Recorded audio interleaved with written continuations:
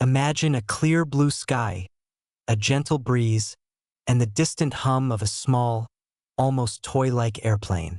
For many, this evokes a sense of peace, perhaps a leisurely flight on a sunny afternoon.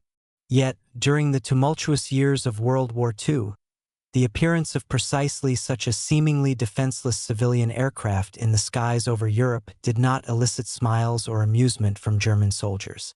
Instead, it brought a chilling dread, a silent harbinger of an impending, deadly artillery barrage. This is the paradoxical tale of the Piper L-4 Grasshopper, a humble flying grasshopper that, despite its unassuming appearance, played a truly terrifying role on the battlefields of the Second World War. Section 1. The Birth of the Grasshopper. From beach aerotaxi to Army reconnaissance, 1937 to 1941. The story of the L-4 Grasshopper begins not on a drawing board for military hardware, but in the realm of civilian aviation, specifically with the hugely popular Piper J3 Cub. This iconic aircraft, known for its simplicity, affordability, and ease of flight, had already captured the hearts of amateur pilots and flying clubs across America. Its widespread appeal stemmed from its robust design and straightforward operation, making it an accessible entry point into aviation for many. The mass production of the Piper J3 Cub commenced in 1937, quickly establishing it as a dominant force in the light aircraft market. Its cheerful yellow livery and distinctive Cub logo became a familiar sight at airfields, embodying a spirit of freedom and accessible flight. With a maximum speed of around 130 kilometers per hour and a service ceiling of 3,000 meters, the J3 Cub was designed for leisurely cruising and basic flight training, not for the rigors of combat. It had a crew of 2 people, typically an instructor and a student or 2 passengers, and crucially, it lacked any armor or armament whatsoever. It was, by all accounts, a quintessential civilian plane. However, as the world teetered on the brink of another global conflict, the United States Army began to cast a wide net for practical and cost-effective solutions to bolster its nascent air arm. The prevailing military doctrine still heavily favored larger, more complex, and heavily armed aircraft for reconnaissance and observation roles. The idea of using a fabric-covered, low-speed civilian plane for military purposes was, at first, met with considerable skepticism from traditional military circles. Despite this initial reluctance, the Army initiated a series of trials for various civilian aircraft. By 1941, the U.S. Army placed orders for the first batches of these civilian Cubs for testing purposes, designating them as the O-59.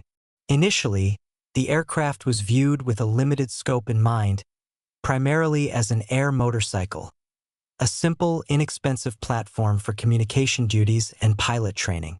The thought of it evolving into a full-fledged combat unit was still a distant concept. The crucial turning point for the Cub came during the extensive military maneuvers conducted in 1941. During these exercises, civilian pilots, flying their seemingly outmatched Cubs, demonstrated an astonishing aptitude for effective reconnaissance and liaison work. They repeatedly managed to destroy, in a simulated sense, expensive and technologically advanced dedicated reconnaissance aircraft of the era.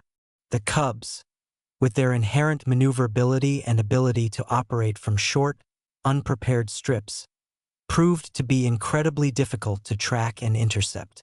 They could fly low and slow, providing invaluable real-time intelligence that more sophisticated planes often missed or couldn't sustain. This unexpected success during the maneuvers served as an undeniable testament to the potential of these unassuming aircraft. It forced military officials to reevaluate their preconceived notions about what constituted an effective military observer plane. As the U.S. Army prepared for the inevitable entry into the war, it became acutely aware of the need for cheap, mass-producible, and effective solutions across all branches. The Piper Cub, with its proven reliability and operational flexibility, emerged as an ideal candidate. However, even with this newfound recognition, many military chiefs still didn't fully grasp the revolutionary ways in which this seemingly fragile aircraft would ultimately be employed. As one American colonel later recalled, reflecting on those early days, "We looked at this plywood and fabric contraption and doubted if it would survive a single shot from a heavy machine gun. How wrong we were." This sentiment perfectly encapsulates the initial skepticism and the profound underestimation of the Grasshopper's true potential. The stage was set for a remarkable transformation as a civilian workhorse prepared to embark on a military career that would redefine its legacy. Section 2. The Eyes of the Artillery. Why the Germans called them coffee grinders, 1942 to 1943. Having been grudgingly accepted into military service, the Piper L-4 Grasshopper, a militarized version of the J-3 Cub, quickly found its true calling and most vital role on the battlefields of World War II, artillery spotting and adjustment. It was here, in the perilous skies above the front lines, that the L-4 transformed from a mere air motorcycle into the indispensable eyes of the artillery, a role that would etch its name into the annals of military history and, more importantly, into the nightmares of German soldiers. The active application of the L-4 in this critical capacity began in earnest between 1942 and 1943, particularly in the demanding theaters of North Africa and Italy. These campaigns were characterized by complex terrain, dynamic front lines, and the constant need for precise and responsive artillery support. It was in this environment that the L-4's unique characteristics, its low speed, high maneuverability, and ability to loiter over a target for extended periods, proved to be not just advantageous, but absolutely revolutionary. The core function of the L-4 was to act as an aerial observer, providing real-time corrections to artillery batteries on the ground. The workflow was remarkably efficient and terrifyingly effective. An L-4, often flying at a low altitude to maintain visual contact with the target and avoid detection, would position itself strategically. On board, the crew consisted of two individuals: the pilot, responsible for navigating the aircraft and maintaining its position, and a dedicated observer artillerist.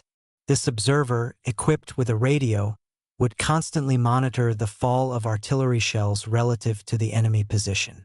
The process unfolded with chilling precision. Once the artillery unit fired an initial set of ranging shots, the observer in the L-4 would meticulously assess their impact. Via radio, he would then transmit precise corrections back to the ground batteries. These corrections were simple, direct, and devastatingly effective. Overshot by 100, left by 50, fire! With each correction, the subsequent volley of shells would creep closer and closer to the target. This rapid feedback loop allowed a single L-4, hovering steadfastly over a target, to direct the fire of an entire artillery division. What might have started as a few scattered sighting shots would, in a matter of minutes, escalate into a concentrated, overwhelming deluge of lethal ordnance, shattering enemy positions, disorganizing attacks, and destroying armored vehicles. For the German infantry, the appearance of an L-4 overhead rapidly ceased to be a subject of amusement or a curiosity. It became an immediate and paramount threat, making these small aircraft a priority target for every soldier on the ground. The very sound of its engine, a distinctive, sputtering and clattering thrum, became synonymous with impending doom. This characteristic noise led German soldiers to give the L-4 a chillingly apt nickname, Kohenmull, or coffee grinder. The streaking mechanical sound of the coffee grinder was, for them, a terrifying herald of death. Rumors and lesser-known facts surrounding the L-4 only amplified its psychological impact. Among German soldiers, a widespread rumor persisted that the observers in these L-4s were not just ordinary airmen but highly skilled sniper aces, somehow requalified as pilots, possessing telescopic vision that allowed them to pinpoint targets with impossible accuracy. While entirely unsubstantiated, This rumor speaks volumes about the perceived precision and lethality of the L-4's directed artillery fire. The L-4, in essence, perfected the art of artillery fire.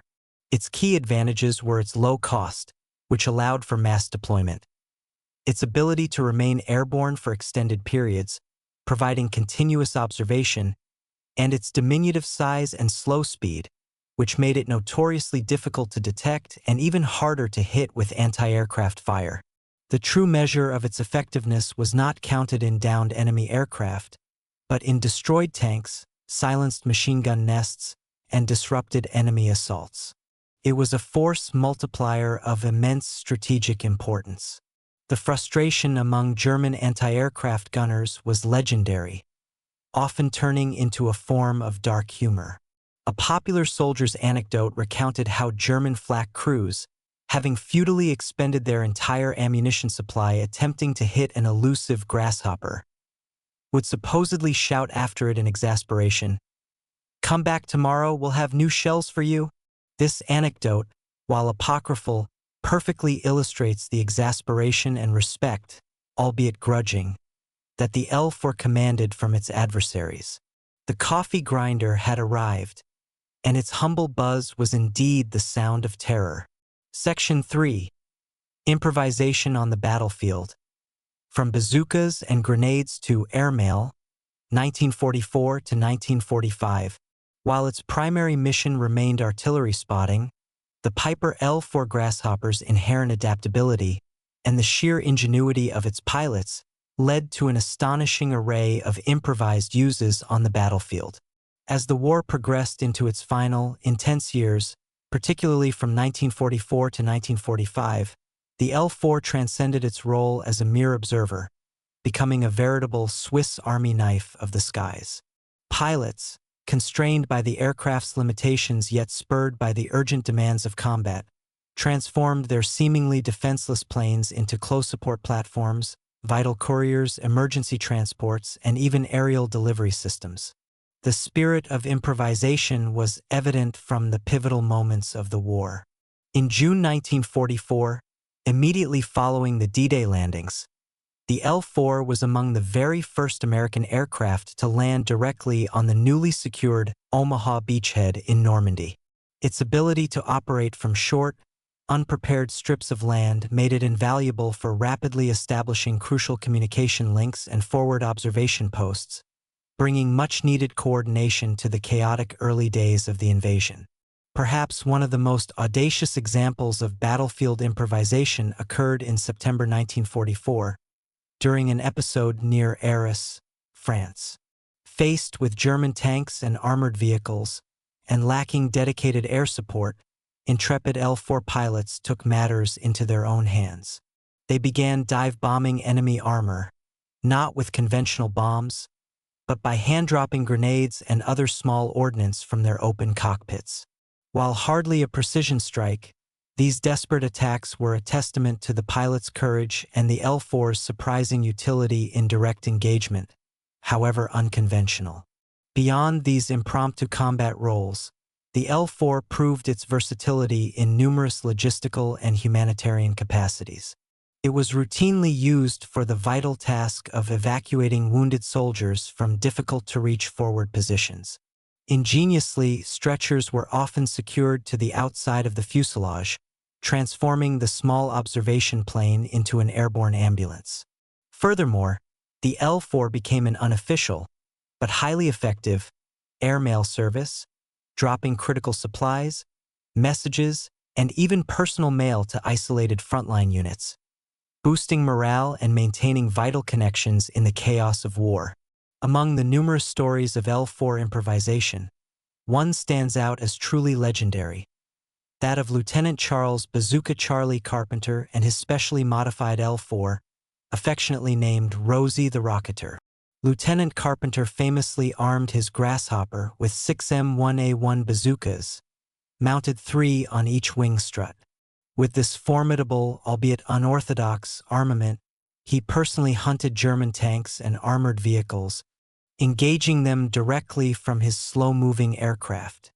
His exploits became the stuff of legend, embodying the audacious spirit of L-4 pilots who refused to be limited by their aircraft's design. Beyond confirmed accounts, rumors circulated, further highlighting the desperate ingenuity prevalent on the front. Persistent talks arose about attempts to install Boy's anti-tank rifles on L-4s, intending to use them to engage lightly armored targets from the air. While confirmed instances of this specific modification are scarce, the very existence of such a rumor is highly illustrative. It speaks to the constant search for any means to turn the L-4 into a more potent weapon, pushing its capabilities far beyond what its designers could have ever envisioned. The L-4 Grasshopper, therefore, became a powerful symbol of American soldierly ingenuity and adaptability. Its inherent limitations, rather than hindering its effectiveness, often spurred its pilots and ground crews to unprecedented levels of inventiveness. They transformed this simple, unarmored plane into a true multi-tool of the battlefield, a nimble observer, a makeshift ground attacker, a life-saving ambulance, and a vital lifeline for communication and supply. This extraordinary ability to adapt and excel in roles far beyond its initial design cemented the L-4's place as one of the most resourceful and memorable aircraft of the Second World War. Section 4. The Legacy of the Buzzing Hunter, Cost and Value. The cumulative impact of the Piper L-4 Grasshopper on the Allied war effort was immense, far outweighing its small size and humble origins. Assessing its contribution to victory requires looking beyond traditional metrics of combat aircraft and understanding its profound value as a force multiplier and a symbol of ingenuity. The L-4's post-war fate and its enduring place in aviation history further underscore its unique legacy. In total, a staggering more than 5,400 L-4s were built during World War II. This impressive production number is a testament to its demand and the efficiency of its manufacturing process. Operating at the dangerous vanguard of the battlefield, often at low altitudes and in close proximity to enemy fire, L-4 losses were understandably high. However, their sheer effectiveness and incredibly low cost meant that these losses were more than offset by the tactical advantages they provided. An L-4, costing a fraction of a fighter or bomber, could direct artillery fire that annihilated entire enemy formations, suppressed critical strongpoints, and saved countless Allied lives by precisely guiding ordnance to its targets. Its value was not in its individual survivability, but in its ability to enable devastating collective firepower. Perhaps one of the most compelling validations of the L-4's importance came from the very generals it opposed. In their post-war memoirs, German commanders frequently acknowledged a significant oversight in their own military strategy: the absence of a comparable simple and mass-producible liaison aircraft. They recognized that the Allies' ability to rapidly and accurately direct artillery fire, largely thanks to the L-4, gave them a critical advantage. This omission on the German side was seen as a serious miscalculation, highlighting just how integral the Grasshopper had become to the Allied artillery fist. After the cessation of hostilities, thousands of these workhorse aircraft were not simply scrapped. Instead, reflecting their civilian origins and inherent utility, thousands of L-4s were sold back to civilians. They shed their military olive drab and once again donned the familiar yellow livery, transforming back into peaceful cubs that graced airshows, served in private flying clubs, and continued their legacy as beloved general aviation aircraft. This transition from battlefield utility to civilian pleasure craft underscores their fundamental design excellence and versatility. The L-4 Grasshopper, despite its unassuming appearance, became a key element of the Allied strategic advantage. It revolutionized artillery support, turning a powerful but often blunt instrument into a precisely guided weapon. Its pilots, embodying courage and resourcefulness, extracted every ounce of utility from their small planes, making them indispensable in communication, observation, and even direct action. The profound impact of the L-4 is perhaps best encapsulated by the chilling reverence it inspired in its enemies. As recounted in the memoirs of a Wehrmacht non-commissioned officer, the appearance of this buzzing insect in the sky was more terrifying for us than the arrival of a fighter plane. A fighter meant instant death. But the grasshopper meant that in a few minutes, hell would rain down on your head in the form of dozens of heavy shells. This quote vividly illustrates the psychological terror the L-4 inflicted, not through its own weaponry, but by acting as the precise, unforgiving conductor of the Allied artillery orchestra. The buzzing hunter had carved out an indelible place in history, a testament to how simplicity, when combined with ingenious application, could become one of the most feared and respected tools of war. Conclusion. The story of the Piper L-4 Grasshopper is more than just the chronicle of an airplane. It is the remarkable phenomenon of how an utterly unassuming civilian aircraft became one of the most effective, feared, and respected tools of victory in World War II. From its origins as a humble, fabric-covered aerotaxi, a symbol of peaceful aviation, the L-4 was thrust onto the brutal stage of global conflict, where it swiftly redefined its purpose and impact.